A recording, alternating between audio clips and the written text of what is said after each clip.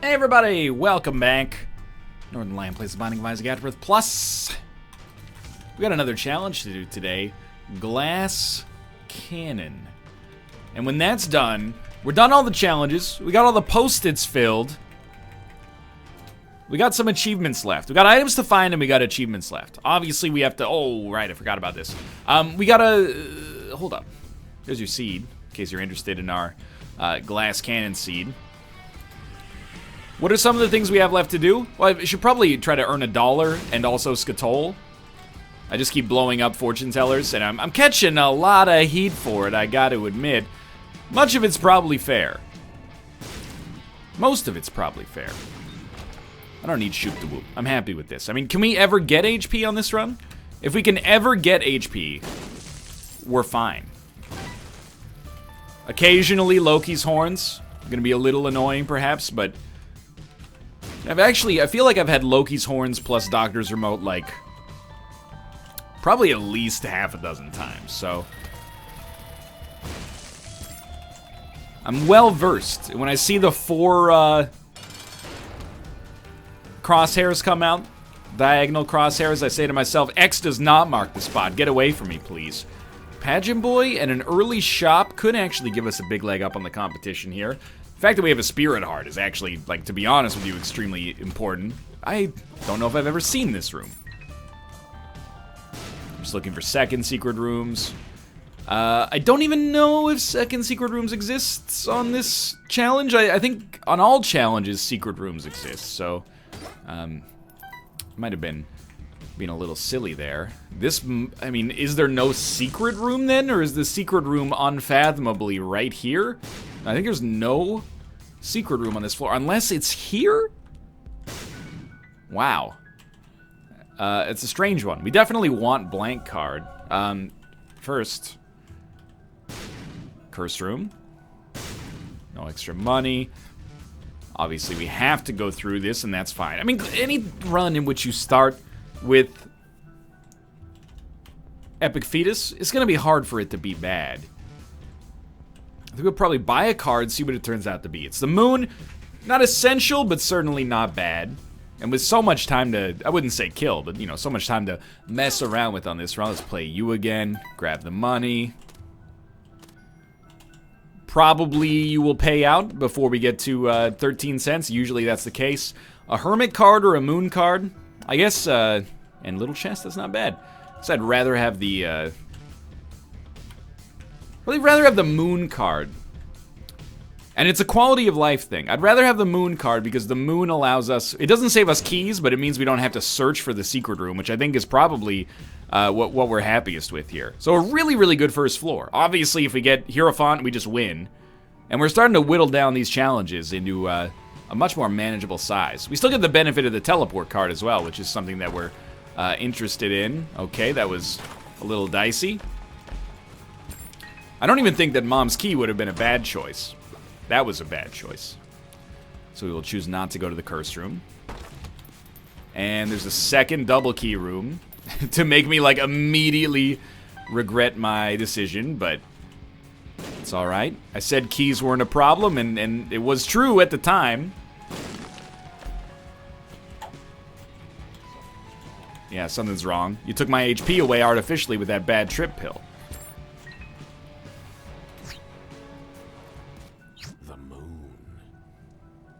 So we're able to get into our shop for free, which is really nice. Black Candles, such a huge get right off the bat here. I don't know why I switched to my esports voice. Black Candle's such a good get right off the bat here. You know he's happy about that one. Plus, did you see what he did there? Didn't even have to use a key to get into the secret room as a result of that extremely clutch secret room blank card, the moon synergy. Store key. Yeah, I mean, it's worth having. Blank Cardiera is a classic. You gotta go with it. Head of the Keeper less so, but yeah, Blank Cardiera is that's a classic. It's like a number 4.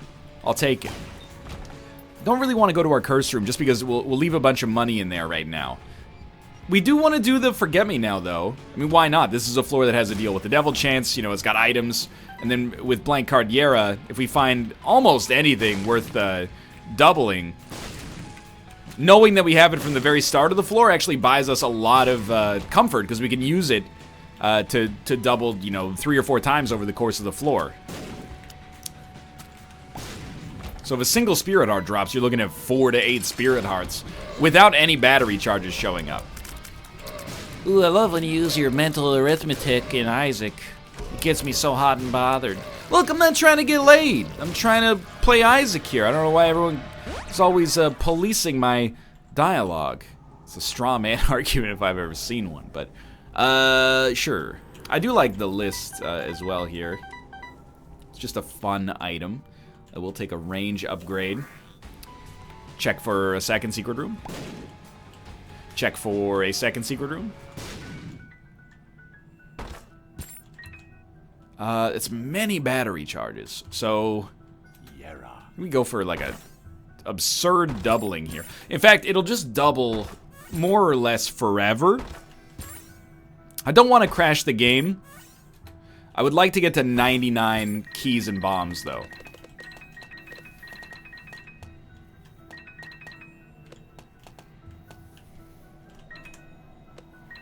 We got a lot. I guess I shouldn't be too worried about store key then. All these are just gonna have tarot cards in them, and the tarot card is death. I never should have put down Yera. I see you. I see you. Get out! Okay. So yeah, every stone chest, I don't know if every stone chest is gonna contain the same thing, but every stone chest is gonna contain a card. And we have the best card, so I'm mostly just happy we're never gonna want for keys or bombs ever again. There was beyond no reason to pick that up because we could have Yera'd it, but no big deal. I'm enjoying the challenge because it's the last challenge we're gonna do for quite some time, at least. And you know what? I feel confident. Let's go give this a shot. It's an Ansu rune. We could have doubled it, but I don't think that. In fact, I know that that's irrelevant. And a Fool card, also highly irrelevant. So we will go Secret Room. Actually ended up being a really nice Loki's Horns, which almost never happens on purpose. This one only goes to the Cathedral. So we're extremely set for now. All we need to do is survive, and actually our HP is higher than you would expect. I'm a little surprised about our financial situation. It's a little not amazing, but oh, you know, we should have just Yera'd everything. Especially if we can find some money on the ground, but Yera. What is the pill? Is the pill even worth it? No. Not yet. Now that's a real one. Alright. Felt that one deep in my thoracic cavity. Ooh, use your anatomy knowledge more, Daddy. I mean, again, we should double the money. But it's 1 for the money, 2 for the show, so you see my conundrum. Ruka, what's the problem? You give these concerned meows.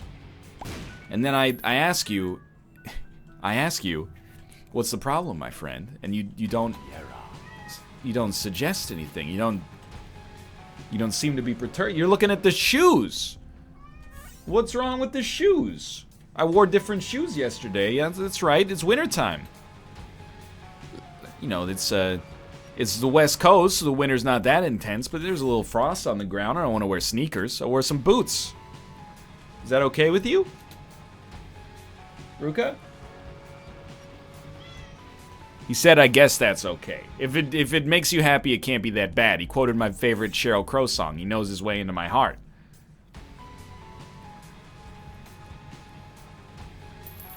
So, in case you weren't paying attention to what was happening there, we got ourselves to 94 cents, at which point, I mean, this is why you're so happy to have blank card Yera. Kind of beats the pants off Book of Belial. We certainly want Buddy in a box. And we'll take another battery charge just in case here, but, I mean, the real reason to get Buddy in a box is not for the damage, but it's because we can afford it. You know, we might as well add another asset to our portfolio. Repeating, of course. This guy's shooting a weird nail. drop trinkets? Maybe we want to double. Why would we want to double a trinket? We don't need that. We got enough keys. Get the heck out of town. We're behind schedule for boss rush. Who cares? It's a new voice I'm trying out. This is Timmy Toxic. He's a Brooklyn kid from 1930. He likes to play on Xbox Live and insult people. He gets them real riled up, but he's not familiar with the fact that people have gotten more vulgar over time. So his attempts to be toxic come across as quaint, which makes him very upset. Hey, you jack off. Why don't you go drink a milkshake? You lip biter. Well, you're laughing. You're laughing at me. I'll sock you upside the head. That character's going nowhere.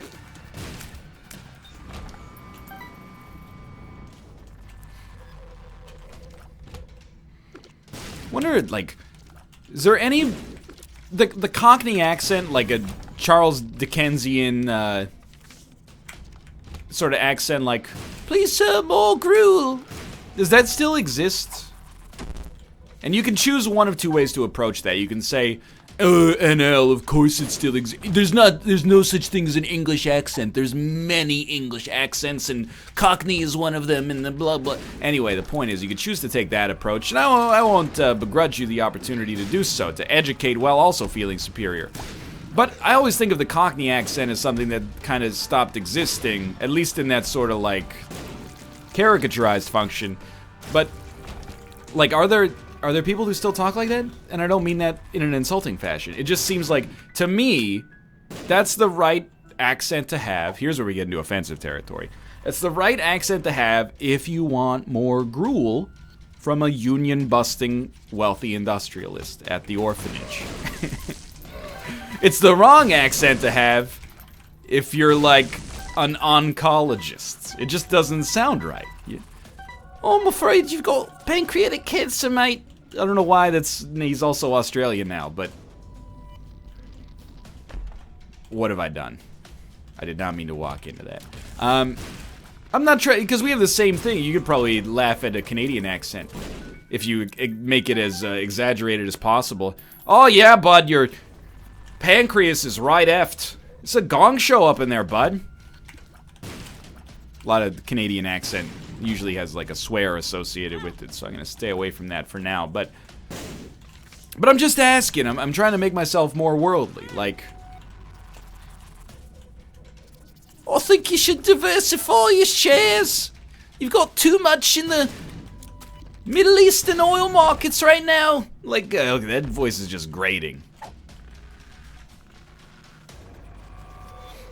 It's weird how we associate different accents with different professions, you know? Or at least a different level of... Do I even want anything here? I mean, we can get some stuff for free, so we might as well look at it and see if it's... Like, it's probably not worth getting infinite paralysis. It's not really worth getting infinite magician. So I think we'll just take our bomb. Sure, we can get infinite bombs, who cares? And, like, it sounds like this is bordering on offensive territory, but I really don't mean that. Like, you know, we expect... This is the voice you expect for a newscaster. Tragic accident on the Ferris wheel today. A local man in Puxatawny fell to his death from 35 stories. They use the same voice. Well, believe the impossible. A dog has just won Miss America. Bubbles the Pinata's not a dog breed. Bubbles the poodle took home first place votes from 9 out of the 10 judges to be crowned the first Miss Wolf universe. You know, that's the voice you expect. If they went, well, golly gee. Is that what the news is like in parts of the world? Dang old storms rolling into town. I gotta tell you, the Dow Jones went down by 150 points today. A lot of cattle getting rustled up there in New York. Hee-haw! I guess maybe it's just that extremely culturally insensitive stereotypes tend not to exist on the news. Everyone's they've got all their accents rounded off at the edges. But I feel like you could watch the news anywhere, and you'll get that accent. Like, I grew up 8,000 kilometers to the east of where I live right now, and turn on the news no matter where you are. Disaster struck today when a rogue deer got out of Farmer Brown's pantry and then trampled all over the kale on West Broadway Street in Vancouver, British Columbia. I don't know, it's not a pantry. You don't keep deer in a pantry most of the time. You get the idea. I'm growing a little bored with this run. I'm just gonna be honest with you. I got a big brain. It requires a lot of stimulus to stay engaged. What's the problem with this run? Well, there's no problem, so to speak. The problem, if anything, is that there's no problems. It's too good. There's no strife. There's no meat. There's no danger. There's no bone. It's a boneless rib. It's a chicken wing that you can just go clean through. There's no strife. There's no gristle. Well, much easier to afford Mom's Key now. We're on Caves 2. We're actually probably going to make Boss Rush, which is a little surprising, as we did do one extra ring around the rosy on the second floor, but certainly I'm happy to see it. I've shredded my voice with the, allow me to use the term, please. I did grow up in the middle of nowhere with that redneck accent. It's true, by the way. The dignified, Americanized accent that I use in videos, it's a long-held affectation. I grew up... Tears Down's not that bad, I guess. I grew up, it sounds like I'm quoting a song, but I'm not. I grew up in a town that was in between 3 incredibly small towns and essentially had no name. Sometimes I get called out on it. People go, well, Kingston's actually not that small. yeah, I didn't grow up. I tell people. There's a weird, like, math to not being from a major city in Canada. It's like if I'm talking to people from Ontario, which is the province that I grew up in, I say the town I'm from. I go, yeah, I'm from just outside of Kingston. And they go, okay, cool, I know what Kingston is. If I'm talking to somebody who's from Canada, but not from Ontario, I say, I grew up a few hours outside of Toronto. And then every time I get introduced to people from that point onwards, they go, like, if they're introducing me secondhand, they're like, yeah, he's from Toronto. And I'm like, you know, I'm not going to correct you. I'm not, but it's kind of close enough. I understand where you're coming. It's an interesting shorthand. Sometimes, and this is the sad truth, but sometimes it'd be like, well, actually, it's closer to Ottawa. And they're like, I don't know where that is. So, and then when I'm introducing myself to America, all I do, or Americans, I should say, all I do is, you know, force them to say that I'm not from the East Coast. You know, I go, well, I'm from Ontario. And they go, oh, yeah, I grew up on the East Coast. I'm like, well, Ontario's not the East Coast. It's the East Coast of America, I suppose. It's not the East Coast of Canada. You say, anyone that says Ontario is the East Coast in Canada, you're liable to get your butt beat. That's all I'm saying. And you wouldn't actually, because we tend to be a polite people, but still. I'm sure it's the same. Like, if you're from a small town that nobody's heard of, for the most part, outside of where your immediate area is, the further away from you somebody is, the more you generalize your position. You know, if I was introducing myself to someone that was from, like, Japan, I would be like... Oh, we've already been there. I think I'm just gonna stick with the illuminated bulb. I would just be like, I'm from Canada. You don't need to know. Neither of us are gonna do anything useful with this information, let's be honest. Certainly, and this is where my laziness is starting to shine through, unfortunately, but we should have doubled the spirit arts. But I can't be effed, pardon my French, to care. It just doesn't matter. Like, we're so set on this run. Admittedly, if we're not set for anything, it's HP, so I might end up being the one who's an idiot in the end, but for the time being... Nothing scares me. I'd rather just keep dim bulb enabled as long as possible. And admittedly, with battery charges on the ground, we could easily do that, but... What's our pill? It's a bad pill, so, you know, as soon as you realize it's a bad pill, you pretty much got no reason to be here anymore. We want a battery charge for the boss fight, potentially. So we can have dim bulb enabled, so to speak. I love a bomb synergy, like a sad bombs or something like that. We're just kind of like riding out the clock here. I'm loving the damage. I mean, 2 hitting Krampus, that's no joke. Lump of coal, I suppose, is better than not having lump of coal, but still pretty bad. Only because we have no benefit to it here. Experimental treatment gave us HP, took away tears, gave us damage, gave us speed. I'd say that's probably a win in our book. That's the way I see it. And yeah, it's... I mean, Glass Cannon... I hesitate to say it's a bad challenge, because... Well, you know what? I'm going off. It's new NL. New NL's not afraid to be rude. It kind of is a bad challenge, because it's basically saying, like, hey, here's a much easier Judas run. It's not to say I don't appreciate being tossed a bone every now and then, if you know what I mean. I don't know what that is. How about that for a character? Kind of like old school, maybe a little bit misogynist stand-up comedian who keeps accidentally implying that he's actually gay. There's a character for you. I mean, if the government's gonna throw anybody a bone, I wouldn't mind if they threw me one, if you know what I mean. And then they all go, wait, what? And he goes, yeah. It's on everybody's lips, I'm just saying it. You know, you might find that character a little touchy. I think you could handle it in an acceptable way. I mean, I know that you needed this team to suck, but if you really wanted to suck, why didn't you call me? If you know what I mean. Hey.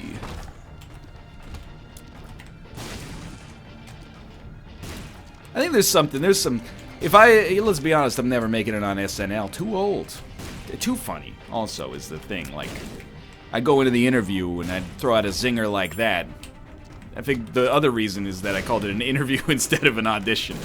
And they would be like, oh my god, this guy, if he ever got on the show and people got used to this standard of humor, it would ruin the show when he left, probably after one season, to make his own show, Saturday Night Liver. It would destroy their business by being too good. We're not gonna, we don't need this. We just finish it. But I'm never making it. Maybe, is Mad TV still on the air? Is there, like, you know, I can't be on SNL, I can be on Fridays. You think I'm making a joke, but it's actually, like, there was a time where there were 2 sketch comedy shows that were big. One of them was Saturday Night Live, the other one was called Fridays. I wasn't alive during this period, by the way, but Glitch on Andy Kaufman videos on YouTube, because I'm quite a scholar of comedy, you could say.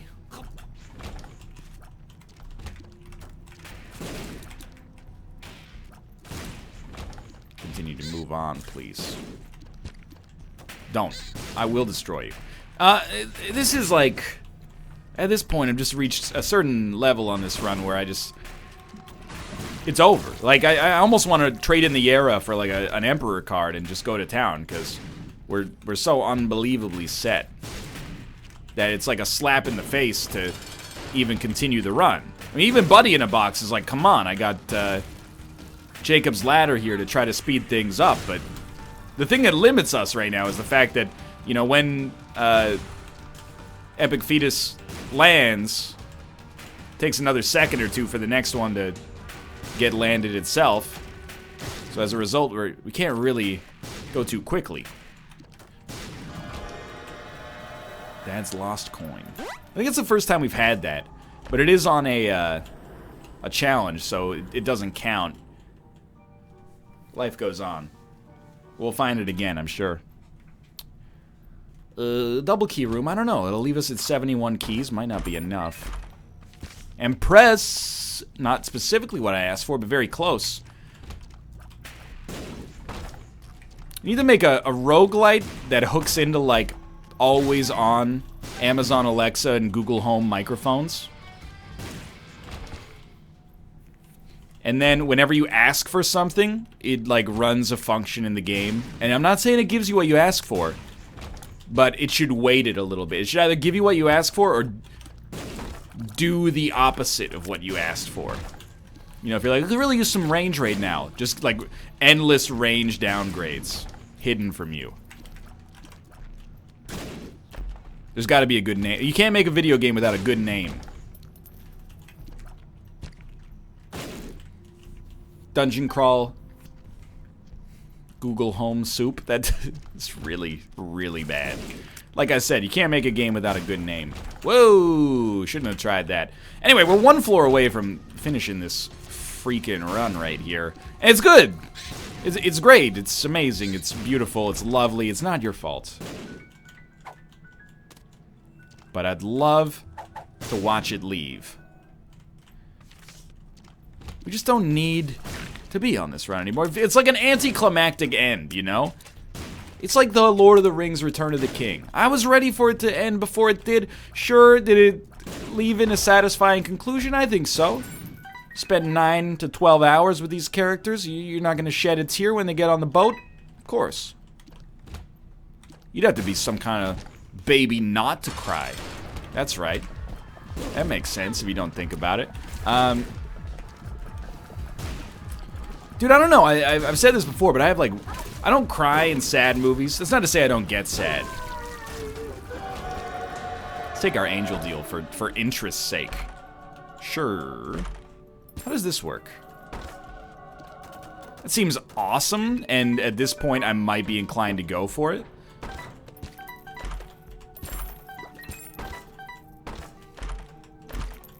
I don't know what we've done, but I think I'm for it. These are always going to pay out with the same thing, maybe? Nope. This one had an item. It's sack of sacks. Anyway, get blown up. I used to, like, never cry during movies. Now I tear up on occasion, but it's never like, if you've seen the new Star Wars, I'm not going to spoil anything. No specific spoilers, but this is exactly what happens, by the way. Yeah, no... Oh, we're going down.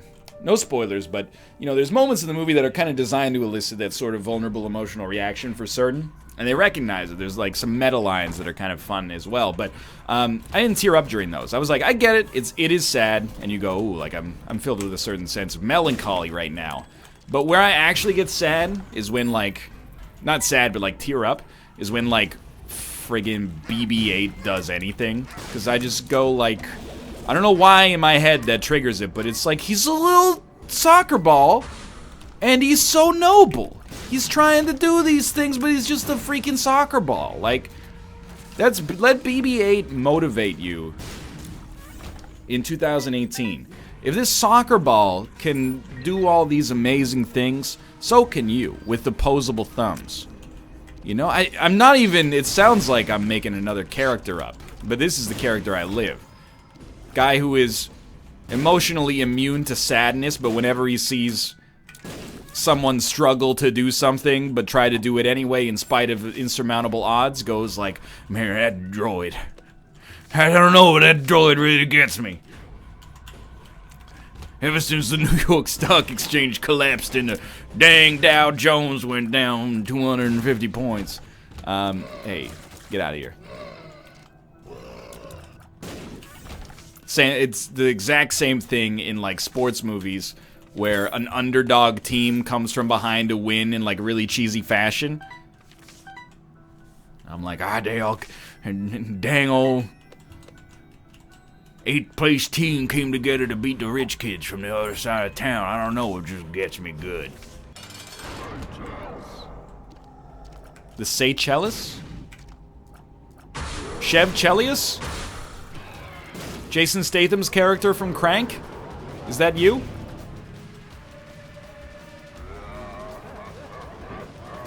Well, I'm very happy to see this run be gone, because... I mean, it was just too easy, wasn't it? What did we unlock? The rules card. Wow, terrible. Hey, thanks for watching. I hope you guys have enjoyed the episode. If you did, click the like button. It helps out a great deal. Of course, subscribe if you want to see more in the future. For now, thanks for watching, and I will see you next time.